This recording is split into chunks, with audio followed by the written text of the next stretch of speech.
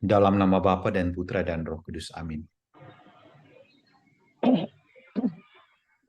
Ya Tuhan, siapalah kami manusia ini dan Kau begitu menyayangi kami. Siapalah kami manusia ini sehingga Engkau berkenan menebus kami dari dosa dan kematian yang kekal. Kami tahu bahwa kami ini bukan apa-apa, tapi Engkau begitu mengangkat kami dan mencintai kami. Kami belajar untuk mengenal dan memahami serta menghidupi rahmat belas kasih-Mu yang Kau curahkan dalam kehidupan kami sebagai anak-anak-Mu. Di dalam pertemuan kami ini, kami ingin bersama-sama mendalami spiritualitas kerahiman ilahi, agar kami tidak hanya sekedar berdevosi, melainkan supaya kami hidup dari apa yang kami doakan. Kami hidup dari penghayatan kami, dan tidak hanya sebatas pada kata-kata saja. Dan kami percaya proses ini akan membantu kami menjadi murid-murid-Mu yang penuh sukacita dalam kesetiaan melayani Engkau dan juga sesama kami, terlebih mendoakan mereka yang sangat membutuhkan belas kasih dan kerahiman-Mu. Kami bawa diri kami Tuhan di hadapan-Mu saat ini, dan kami mohon berkatilah kami, bukalah hati kami dan terangilah akal budi kami, agar kami dapat memahami apa yang Engkau ajarkan kepada kami, dan supaya kami semakin dekat dengan Engkau dan menimba kekayaan rahmat-Mu dalam kerahiman-Mu yang tanpa batas. Kami mohon semua ini dengan pengantaran Kristus. Dialah Tuhan, dialah andalan kami, kini dan sepanjang masa. Amin. Dalam nama Bapa dan Putra dan Roh Kudus. Amin. Baik, selamat malam semuanya ya, dan selamat berjumpa dalam kelas pemuridan kita ini, di mana Siska dan Asis menjadi kepala sekolahnya untuk kita. Ya. Kita akan memasuki tema yang keempat, di mana kita berbicara tentang korongka kerahiman. Jadi kalau kita mengikuti sejak tema yang pertama sampai dengan terakhir, ini merupakan tema yang berurut-urutan dan mengajak kita untuk semakin mendalami devosi kerahiman ilahi ini dengan lebih baik lagi. Kita tentu sebagai devosan selalu mengupayakan supaya kita dapat berdoa sebaik-baiknya dan menghayati apa yang kita devosikan bersama. Tidak hanya sekedar bahwa kita berdoa, tetapi kita tahu bahwa apa yang kita doakan tentunya.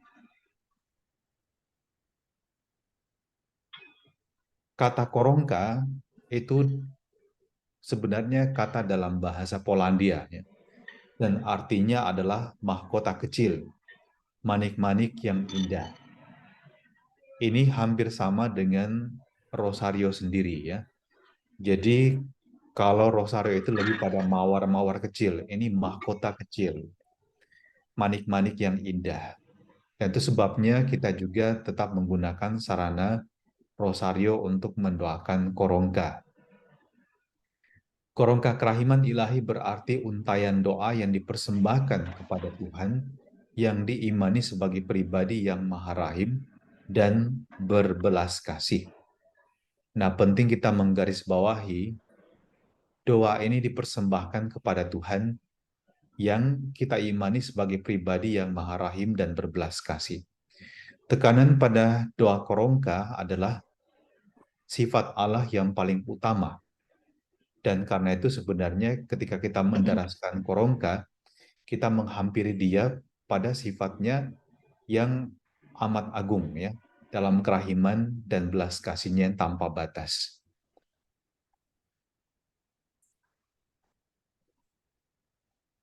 Tentang doa korongka dikatakan itu merupakan wahyu dari Yesus sendiri kepada Santa Faustina. Dan sebegitu pentingnya sehingga dikatakan bahwa mengenai korongka, Yesus berbicara kepada Suster Faustina atau Santa Faustina sebanyak 15 kali. Dan bahkan teks doa Koronta disampaikan oleh Yesus sendiri pada tahun 1935, sesudah Suster Faustina mengalami suatu penglihatan ajaib. Nah, kalau kita membandingkannya, ada juga umat Katolik yang senang berdevosi kepada Santa Perawan Maria dan mendaraskan doa Rosario. Memang dalam penampakannya seperti juga dalam penampakannya terutama di Fatima, di sana Bunda Maria juga meminta supaya umat manusia berdoa Rosario. Dan juga sebenarnya di sana pesannya sangat kuat supaya kita mendoakan jiwa-jiwa yang membutuhkan belas kasih Tuhan. Sebab Bunda Maria juga memperlihatkan dalam penglihatan kepada 3 anak gembala yang menerima wahyu itu bahwa banyak jiwa-jiwa yang setiap saat itu masuk ke dalam siksaan api yang bernyala-nyala. Dan kita tahu yang dimaksud juga tentu terutama bukan hanya neraka, tapi juga api penyucian. Dan karena itu berdoa rosario untuk jiwa-jiwa tersebut adalah sangat mulia, ya. Dan kita tahu bahwa ada juga doa Fatima di mana kita juga mengungkapkan hal tersebut. Kita memohon belas kasih Allah untuk kita dan juga jiwa-jiwa yang sangat membutuhkan belas kasih Allah.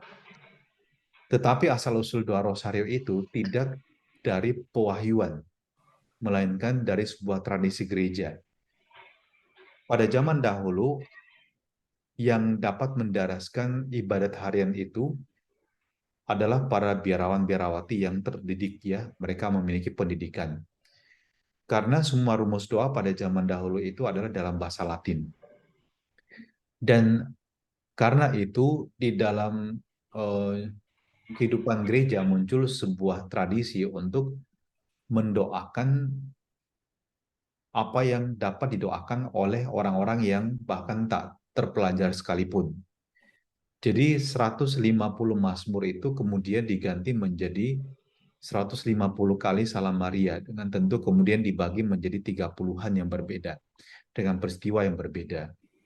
Nah, kalau kita melihat akar latar belakang munculnya doa Rosario itu sekali lagi itu merupakan devosi dalam gereja, ya, yang bertumbuh dari sebuah kebutuhan, ya, yang diciptakan kemudian menjadi doa yang sederhana saja, diulang-ulang, dan kemudian dapat meresap ke dalam hati. Sedangkan untuk Koronta, asal muasalnya adalah dari wahyu Yesus sendiri. Sehingga ini merupakan sesuatu yang sangat indah kita dalami. Tuhan Yesus memberikan sesuatu yang tentu ada maksudnya, ya, bukan hanya sekedar untuk diucapkan, tetapi doa ini ibaratnya itu mengandung kekuatan rahmat yang tak terduga, ya. Kalau kita mencoba memahaminya, ternyata kekuatan rahmat itu luar biasa sekali, ya. Dalam BHSF 60 dikatakan, pada suatu hari aku melihat sinar cemerlang, dan di tengah-tengahnya tampak Allah Bapa. Di antara bumi dan sinar cemerlang ini aku melihat Yesus. Nah, ini kita melihat, ya, eh, ini penglihatannya. Allah Bapa itu berada di tengah-tengah cahaya cemerlang. Dan di antara bumi dan sinar cemerlang, kita bayangkan, ya, bumi di bawah, sinar cemerlang itu di atas, dia melihat Yesus terpaku pada salib sedemikian rupa, sehingga kalau Allah ingin memandang bumi, ya harus memandangnya melalui luka-luka Yesus. Dan aku mengerti bahwa demi Yesuslah Allah memberkati bumi. Kita bisa membayangkan, ya, Allah sedemikian mencintai tentu Yesus Kristus putranya. Dan ia seperti yang dikatakan oleh juga Rasul Yohanes dalam Injilnya, karena begitu besar kasih Allah akan dunia ini, sehingga ia memberikan putranya tunggal, sehingga setiap orang yang percaya kepadanya tidak binasa, melainkan beroleh hidup yang kekal. Dan itu kita tahu bagaimana Yesus menebus umat manusia, yakni melalui wafat dan kebangkitannya. Dan dalam penglihatan ini dengan sangat jelas sebenarnya mau dikatakan, Allah yang mulia mencintai manusia yang penuh dengan kedosaan itu di dalam dan melalui Yesus Kristus. Yesuslah yang menebus kita. Dan setiap kali Allah memandang bumi, dia melihat bumi itu sebagai tempat di mana manusia yang dicintainya telah ditebusnya dengan menggunakan darah anaknya sendiri. Sehingga kalaupun di tengah-tengah dunia ini ada begitu banyak kedosaan dan kedurjanaan, Allah selalu ingat akan perjanjiannya. Dan kita ingat dalam kisah air bah, di sana juga Allah membuat perjanjian dengan Nabi Nuh, bahwa dia tidak akan membiarkan lagi bumi musnah karena air bah. Nah, perjanjian yang baru yang dibuat oleh Allah dengan manusia itu adalah dalam diri Yesus.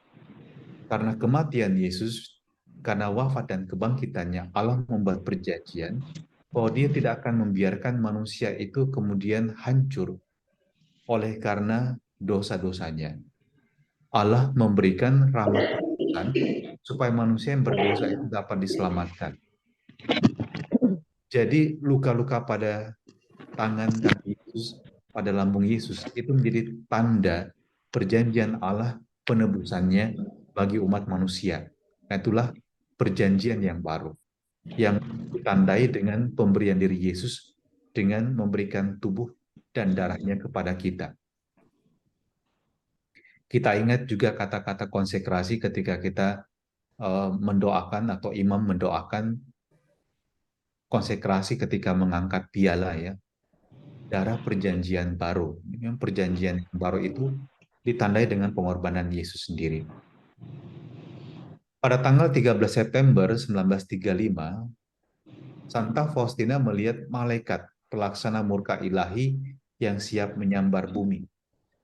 Jadi ini ibaratnya bahwa Allah sudah sedemikian murka dengan tingkah laku manusia, dan kita teringat dengan apa yang menjadi bahan permenungan gereja di hari-hari ini, kisah tentang Abraham, kemudian juga kisah tentang bagaimana Allah menghancurkan kota Sodom dan Gomora yang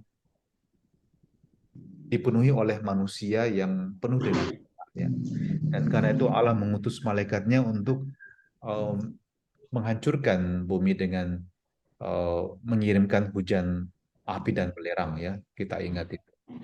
Dan kita kita mendapatkan gambaran seperti ini juga dalam penglihatan Faustina, bagaimana Allah mau menghancurkan muka bumi ini dengan mengutus malaikatnya.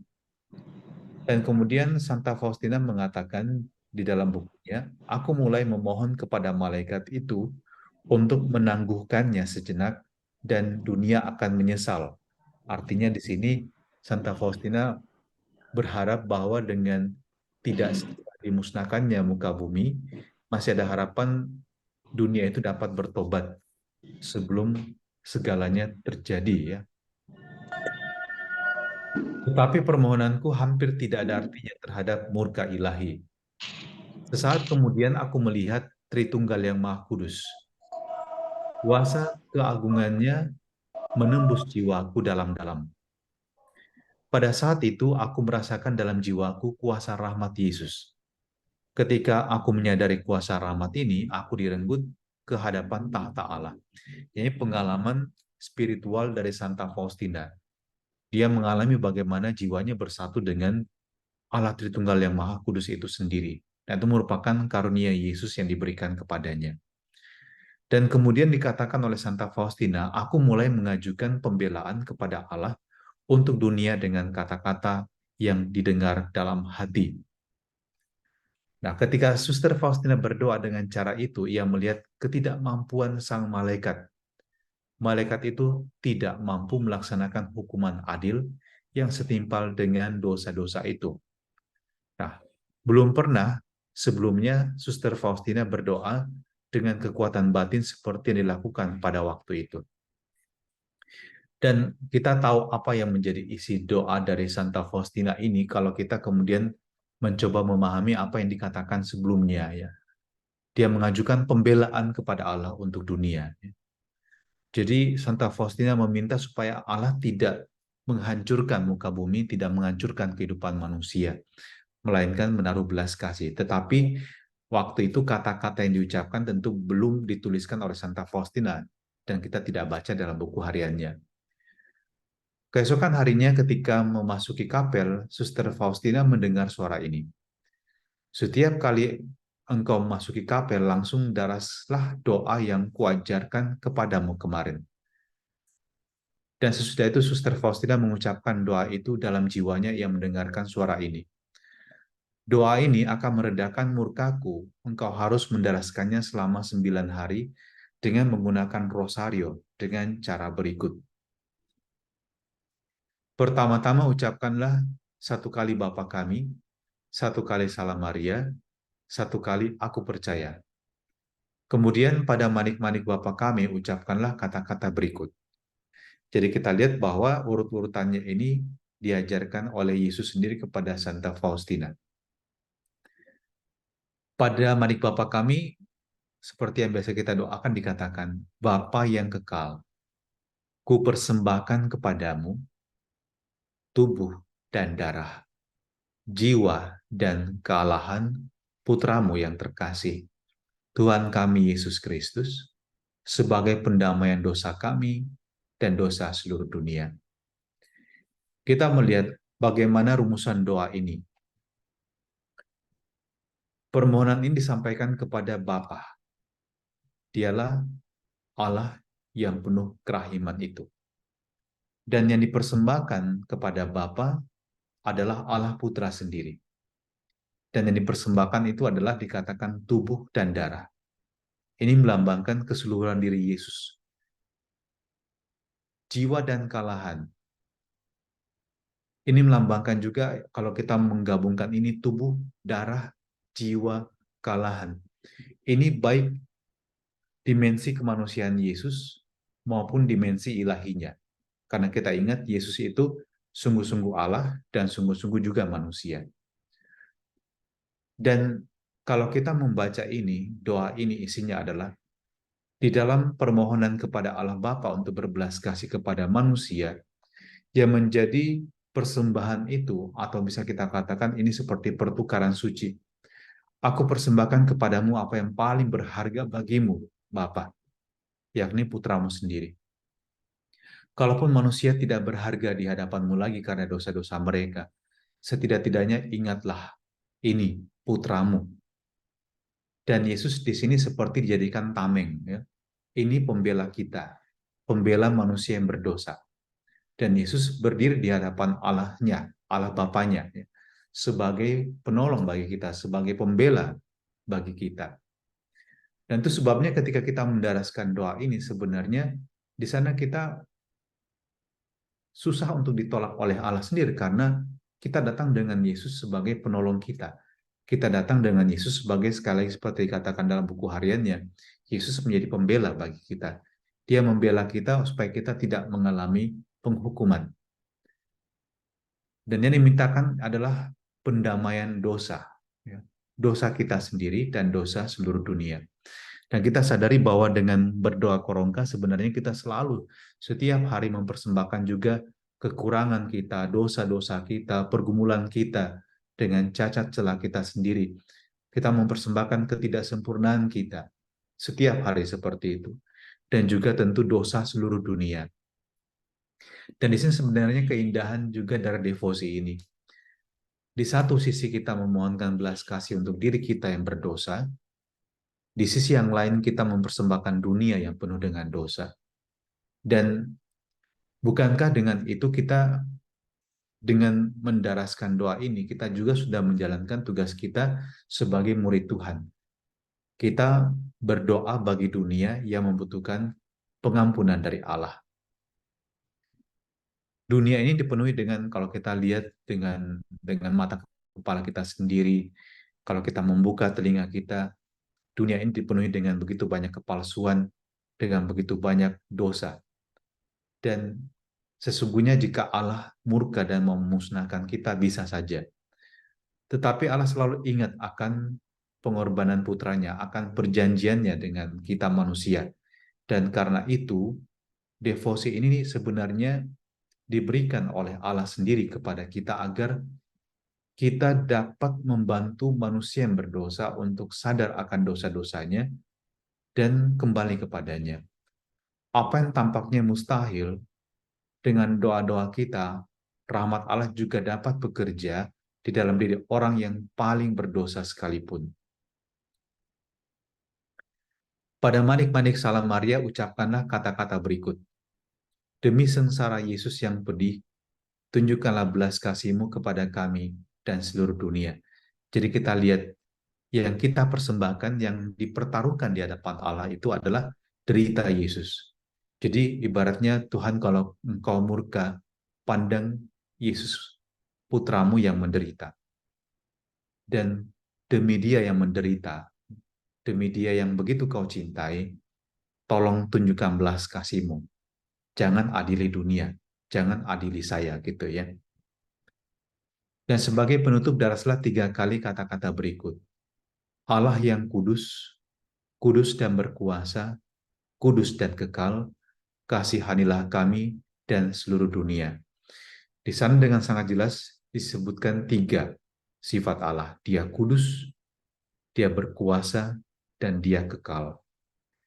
Dan dengan demikian, penutup ini sekaligus juga mengungkapkan bagaimana iman kita kepada Allah yang menguduskan, yang berkuasa, tapi juga tetap memberikan kepada kita cintanya yang kekal, supaya dunia itu dapat diselamatkan. Dan Yesus mengatakan ini janji dia, bagi mereka yang minta kepadaku lewat pendarasan korongga. Lewat korongga engkau akan memperoleh segala sesuatu. Kalau yang engkau minta itu selaras dengan kehendakku. Nah, ini sangat indah ya. Apa yang menjadi kehendak Yesus sebenarnya? Ini yang menjadi tentu bahan refleksi kita. Dengan demikian, korongka itu bukan seperti sebuah mantra ajaib. Jadi Anda butuh apa, Anda doa korongka dan pasti mendapatkannya, karena Yesus mengatakan kamu akan mendapatkannya. Jangan lupa kata-kata Yesus ini sesuai dengan apa yang sesuai dengan kehendak Dia, itu Dia berikan kepada kita. Dan saya yakin kehendak yang paling utama tentu adalah pertobatan. Kalau kita meminta pertobatan untuk diri kita, meminta pertobatan untuk orang-orang yang kita doakan, meminta pertobatan dan keselamatan jiwa bagi orang yang berdosa, itu pasti Tuhan akan berikan. Bagaimana dengan yang lain-lainnya, Pastor? Ya, saya bukan Yesus, saya nggak bisa menjelaskan dengan detail dan rinci. Tetapi yang saya yakini bahwa seperti yang juga Yesus katakan dalam Injil, seperti kalau kita meminta Roh Kudus, itu pasti akan diberikan kepada kita.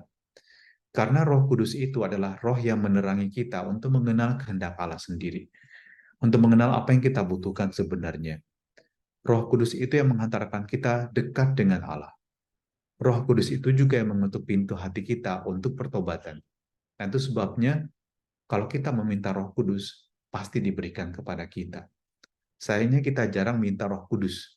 Kita biasanya minta hal-hal yang nampaknya itu merupakan kebutuhan harian kita. Tapi apa yang paling penting, seringkali lupa kita minta kepada Yesus. Dan baik kita membiasakan diri untuk kemudian membawa dalam seluruh kesadaran kita, kalau saya berdoa, terutama doa korongka yang saya minta adalah penebusan dosa saya dan dosa dunia. Dan Yesus akan berikan itu kepada kita. Ini janji Yesus, ya. Janji yang lebih khusus adalah ini. Pada tahun 1936, Yesus memberikan janji yang lebih khusus. Artinya terkait dengan peristiwa tertentu atau dengan orang kelompok tertentu. Janji khusus yang pertama berkaitan dengan kematian dan dosa.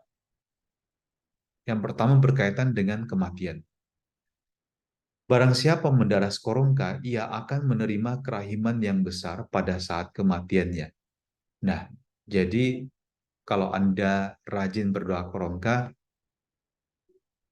lihatlah, Allah akan menunjukkan belas kasih-Nya dalam kesetiaan Anda berdoa korongka.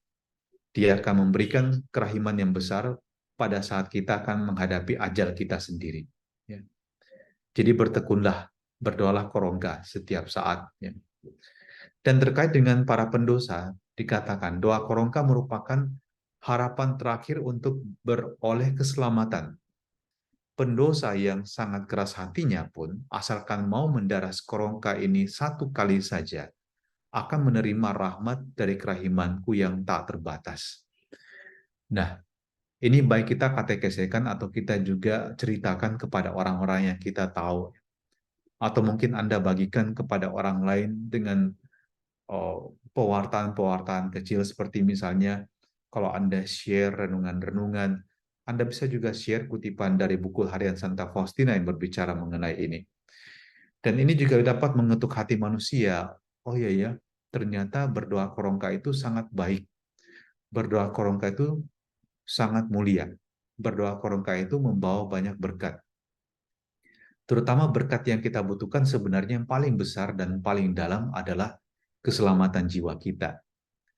Semua yang kita miliki di dunia ini akan berlalu, apapun juga. Ya. Harta benda kita, itu pasti juga tidak akan kita bawa mati. Ya. Orang-orang yang kita cintai pun itu akan ya berpisah dengan kita dalam kematian minimal. Tapi yang kita miliki adalah harapan bahwa jiwa kita itu juga mengalami keselamatan. Dan itu yang paling penting ya, di atas segala-galanya. Dan karena itu doa korongka ini menjadi salah satu kekuatan kita, ya, menjadi salah satu rahmat yang luar biasa yang Tuhan berikan agar keselamatan itu menjadi bagian dari milik kita. Dan janji Allah yang ketiga untuk korongka ini adalah untuk orang berdosa. Apabila orang-orang berdosa yang keras hati mendaras korongka, aku akan memenuhi jiwa mereka dengan damai, dan saat kematian mereka akan menjadi saat yang membahagiakan. Dan ini baik kita juga katekesikan terus-menerus ya, kita ajarkan terus-menerus. Jadi kalau kita juga berjumpa dengan orang-orang yang sebenarnya dalam hati dia juga pengen bertobat, tapi kayaknya juga dalam praktek kehidupannya susah sekali untuk dapat berubah.